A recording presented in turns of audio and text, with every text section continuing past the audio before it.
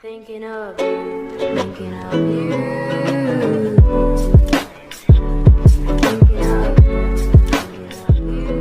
Hai, Assalamualaikum warahmatullahi wabarakatuh. Saya Yasa Farindana, kelas 94. Kali ini saya ingin menjawab pertanyaan-pertanyaan yang ada di bab teknologi ramah lingkungan. Teknologi ramah lingkungan merupakan sebuah konsep atau metode untuk mencapai tujuan tertentu, di mana dalam pelaksanaannya mengacu pada wawasan lingkungan atau memperhatikan kaidah-kaidah lingkungan di sekitarnya.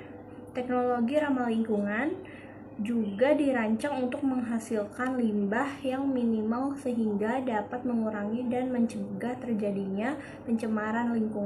Terdapat beberapa prinsip teknologi ramah lingkungan, yaitu refine menggunakan bahan yang ramah lingkungan dan melalui proses yang aman, reduce mengurangi jumlah limbah dengan mengoptimalkan penggunaan bahan baku, reuse bahan-bahan yang tak terpakai atau sudah menjadi limbah sehingga dapat diproses dengan cara berbeda untuk digunakan kembali. Recycle mempunyai pengertian yang hampir sama dengan reuse, tapi limbah diproses dengan cara yang sama, alih-alih berbeda. Recovery pemanfaatan limbah untuk diproses guna memenuhi kebutuhan yang lainnya. Retrieve energi bisa menghemat energi dalam proses produksi. Bidang lingkungan aplikasi teknologi ramah lingkungan antara lain bidang digital, bidang energi dan bidang industri, bidang lingkungan, dan juga bidang transportasi. Bahan bakar dari tumbuhan biofuel, jenis bahan bakar alternatif yang berasal dari bahan-bahan organik. B. Biogas, jenis bahan bakar alternatif yang diperoleh dari proses fermentasi bahan organik oleh bakteri anaerob. C. Sel surya, perangkat komponen yang mengubah energi cahaya matahari menjadi energi listrik dengan menggunakan efek fotovoltaik. D. Pembangkit listrik, menggunakan energi gerak dan aliran air untuk menghasilkan listrik. E. PLT, pasang surut airan laut dan ombak, adalah energi yang dihasilkan oleh pasang surut laut, gelombang air laut, dan ombak. G. Geothermal, panas yang tersimpan dalam tanah, lapisan datar bumi, dan cairan dalam kerak bumi. H. Fuel cell dan hydrogen power, penggabungan gas hidrogen dan gas oksigen yang menghasilkan energi panas yang tinggi sehingga dapat digunakan sebagai sumber listrik. Bioetanol adalah turunan dari alkohol atau etanol yang dibentuk dari tumbuhan seperti ketela pohon. Biodiesel adalah minyak dari tumbuhan digunakan sebagai alternatif mengganti minyak solar. Biogas adalah gas yang dihasilkan oleh aktivitas anaerobik bahan-bahan organik. Menurut saya, Indonesia lebih fokus kepada pengembangan energi laut karena Indonesia memiliki potensi yang besar. Melihat Indonesia merupakan salah satu negara di dunia yang memiliki wilayah laut terbesar. Hydropower dan wind power menerapkan konsep fisika elektromagnet. Perputaran tubuh dimanfaatkan untuk memutar kumparan magnet yang ada di dalam generator sehingga terjadi pergerakan elektron yang mengakibatkan arus AC pada hydropower. Ia yaitu fuel, EU, dan hydropower menggabungkan gas hidrogen dan oksigen. Reaksi akan menghasilkan energi panas yang tinggi sehingga dapat digunakan sebagai sumber listrik. Menurut saya bisa menjadi bahan bakar. Air perlu melalui proses pemisahan molekul air dari hidrogen dan oksigen. Namun energi yang digunakan sangat besar dan tidak sebanding dengan energi yang dihasilkan. Pertama, kendaraan hidrogen. Kendaraan hidrogen adalah kendaraan yang mempergunakan gas hidrogen sebagai bahan bakarnya. Pada dasarnya, kendaraan seperti ini ramah lingkungan karena tidak menggunakan bahan bakar konvensional seperti minyak yang biasanya akan menimbulkan polusi dan efek rumah kaca. 2. Mobil surya. Mobil tenaga surya atau tenaga matahari yaitu tipe kendaraan listrik yang memakai tenaga matahari untuk sumber dayanya. Supaya bisa dipakai dengan cara stabil, maka pada mobil surya dilengkapi dengan area untuk menyimpan energi, biasanya dipakai aki atau baterai. 3. Mobil listrik. Kendaraan listrik adalah kendaraan yang menggunakan satu atau lebih motor listrik atau motor traksi sebagai tenaga penggeraknya. Mobil listrik yang mendapatkan tenaga dari listrik yang disimpan yang tenaga awalnya dari sumber luar, dan mobil listrik yang mendapatkan tenaga listriknya dari generator listrik, misalnya mesin pembakar dalam, disebut juga kendaraan listrik hibrida atau sel hidrogen.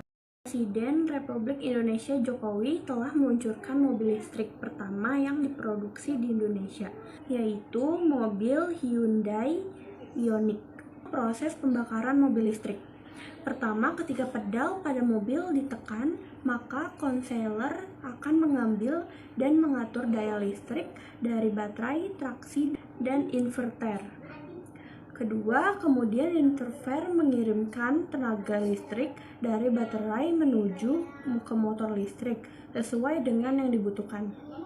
Setelah energi listrik dikirim ke motor listrik, kemudian motor listrik mengkonversi energi listrik menjadi energi mekanik berupa rotasi atau putaran. Putaran dari motor listrik kemudian memutar transmisi yang disalurkan untuk menggerakkan roda mobil. Biopori dikenal dengan istilah teknologi lubang resapan TLR, merupakan teknik untuk membuat wilayah resapan air hujan. Fitoremediasi merupakan penggunaan tumbuhan menstabilkan atau menghancurkan bahan pencemar baik itu senyawa organik maupun anorganik.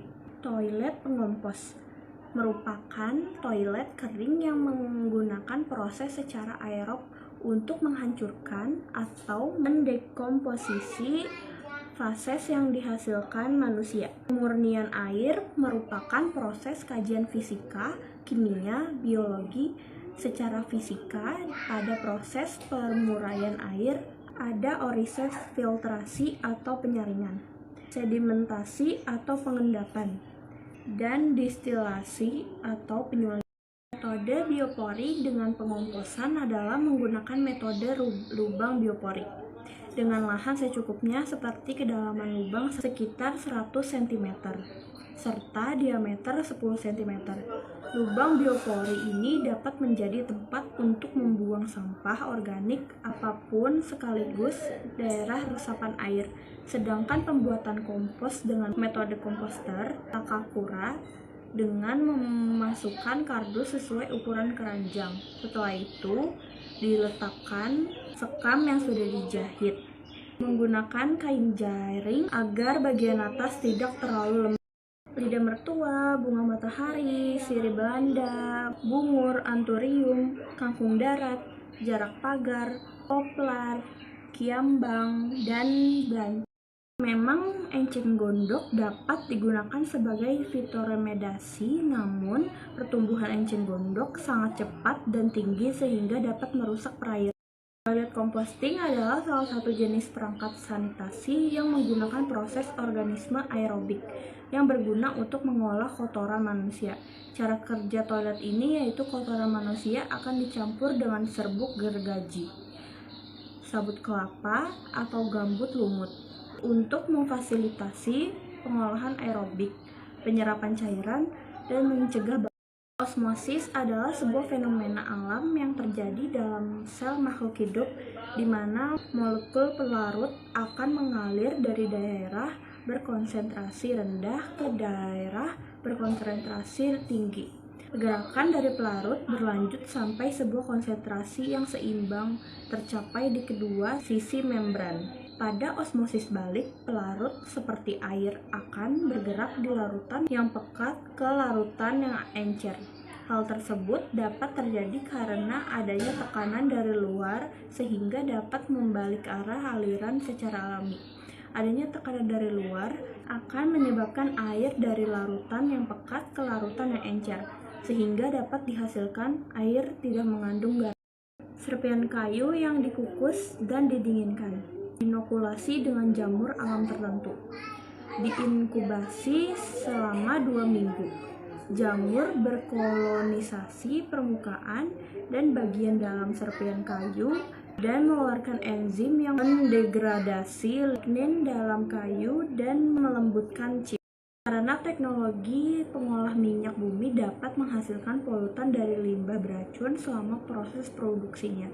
Limbah yang dihasilkan dapat mengganggu keseimbangan lingkungan dan membahayakan kesehatan karena menghasilkan partikel karbon hitam yang dapat menjadi polutan dan mencemarkan udara.